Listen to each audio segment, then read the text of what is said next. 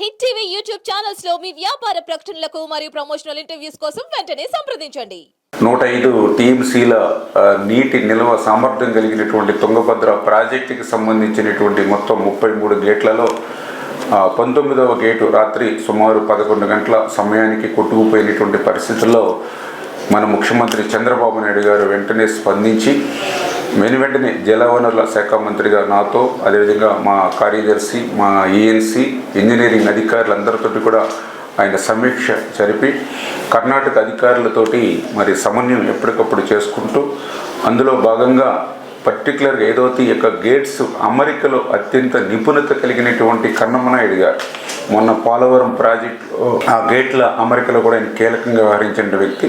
ఆ కన్నమనాయుడు గారి యొక్క సారథ్యంలో ఏదైతే మన రాష్ట్రానికి సంబంధించినటువంటి యొక్క సెంట్రల్ డిజైనింగ్ ఆర్గనైజేషన్ ఏదైతే ఉందో ఆ సిఈ, ఎస్సీ, ఈఈలు వీరందరూ కూడా ఒక బృందంగా ఏర్పడి వెంటనే ఆ కొట్టుకుపోయినటువంటి గేట్కి పునర్నిర్మాణం చేయాలని చంద్రబాబు నాయుడు గారు ఇచ్చిన ఆదేశాలని ఇమ్మీడియట్లీ అమలు చేసుకుంటూ వస్తూ ఉన్నాం. ఏదైతే ఈ యొక్క తుంగభద్ర ప్రాజెక్టు పురాతన ప్రాజెక్టు కావడం వల్ల ఈ యొక్క గేట్కి ఇటువంటి సమస్య వచ్చినప్పుడు ఏదైతే స్టాప్ లాక్ గేట్స్ దీనికి ఆల్టర్నేటివ్ లేకపోవడం వల్ల ఈరోజు 30,000 క్యూసెక్కుల నీరు వరకు కూడా ఆ యొక్క కొట్టుకుపోయిన గేట్ నుంచి కిందకి పోతున్నటువంటి పరిస్థితి. అయితే ఒక్క గేట్ నుంచే ఇంత నీరు పోతే మిగిలిన గేట్స్ కూడా ప్రెజర్ ఏర్పడుతుందనే ఉద్దేశంతో, అదేవిధంగా మళ్ళీ కొట్టుకుపోయినటువంటి గేటు స్థానంలో మరొక గేటుని ఏర్పాటు చేయాలి కాబట్టి నీటిని కూడా తగ్గించాలనే ఉద్దేశంతో 90,000 క్యూసెక్కుల నీరు వరకు కూడా క్రిందకి వదులుతున్నామని చెప్పేసి సంబంధిత ప్రాజెక్టు అధికారులు కూడా చెప్పడం జరుగుతూ ఉంది. ఏదైతే ఈ యొక్క కొట్టుకుపోయినటువంటి గేటు సైజు చూస్తే 60 అడుగులు ఇంటూ 20 అడుగులు.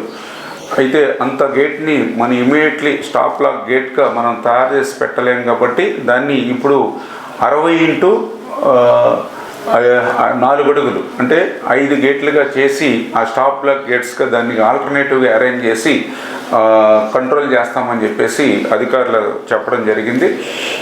దీనివల్ల ప్రస్తుతానికి అంతగా, ఎందుకంటే ఏదైతే క్రింద ఈ ప్రాజెక్టుకి క్రింద ఉన్నటువంటి ఏదైతే కర్నూలు, కడప, అనంతపూర్ అంటే ఏదైతే హై లెవెల్ కెనాలు, లో లెవెల్ కెనాలు, కేసీ కెనాల్కి సంబంధించిన ఆయకట్లు ఏవైతే ఉన్నాయో ఇమ్మీడియట్లీ ఇప్పుడు అంత వాటర్ ఇబ్బంది అయితే ఉండదు. ఎందుకంటే ఏదైతే దీని యొక్క తుంగభద్ర ఫుల్ కెపాసిటీ 1633 అడుగుల వరకు, కానీ దీని యొక్క కెనాల్స్ చూసినట్లయితే 1585 లెవెల్కే కెనాల్స్కి వాటర్ వెళ్తుంది కాబట్టి ప్రస్తుతానికైతే త్రాగునీరుకి కానీ సాగునీరుకి కానీ మనకున్నటువంటి జిల్లాలకి సమస్య లేకపోయినప్పటికీ ఈ యొక్క నీటిని నిల్వ చేసుకునేటువంటి సామర్థ్యం తగ్గిపోతుంది కాబట్టి, అంటే 105 టీఎంసీల నుంచి 50-40 టీఎంసీలకు వచ్చేస్తుంది కాబట్టి ఫ్యూచర్లో ప్రాబ్లం వస్తుంది కాబట్టి ఈ స్టాప్ లాక్ గేట్స్ ఏవైతే ఉన్నాయో ఇది ఒక 2-3 డేస్లోనే ఇది కంప్లీట్ చేసుకుని రేపు ఫోర్కాస్ట్ కూడా చూస్తే ఆగస్టు 15 తర్వాత మళ్ళీ